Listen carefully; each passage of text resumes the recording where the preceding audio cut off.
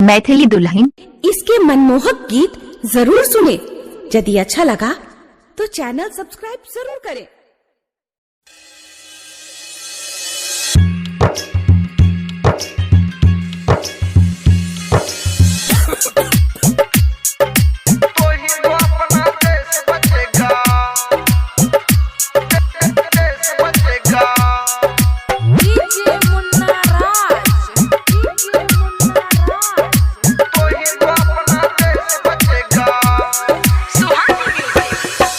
सुनाओ corona virus का, सुनो रे भैया ध्यान लगाए। कलयुग में ऐसा व्यक्ति आया, इस पर किसी का चलता न जोर। सुनो रे भैया सुनो रे बहना, मोदी जी जो कदम उठाए दे दो मिलकर उनका साथ। लॉकडाउन का रखो ख्याल, तो ही तो अपना देश बचेगा।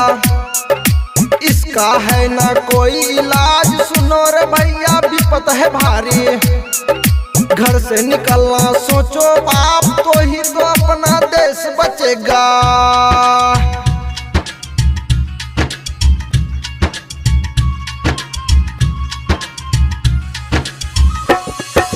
जैसे थाली घंटी बजाकर कोरोना को तुम दिया ललकार, ऐसा युद्ध अभी बहुत है करना।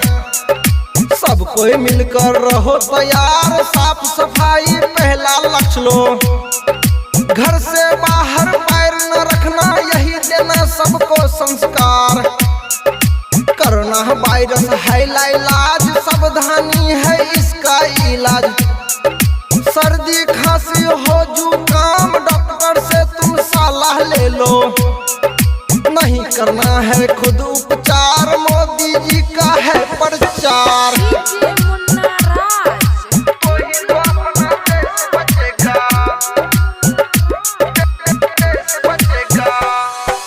डॉक्टर सबके हैं भगवान, सब कोई मिलकर करो समान। यही है अपना देश का शान। कोरोना वायरस है शैतान, कितने को ले लिया है जान। सृष्टि पर आ गया कोहराम, जान बचाओ हे भगवान।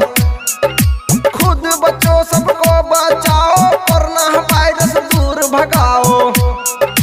आसपास को रखो सफाई, ध्यान से सुन लो ओ मेरे भाई। घर से निकलना सोचो आप, तो ही तो अपना देश बचेगा।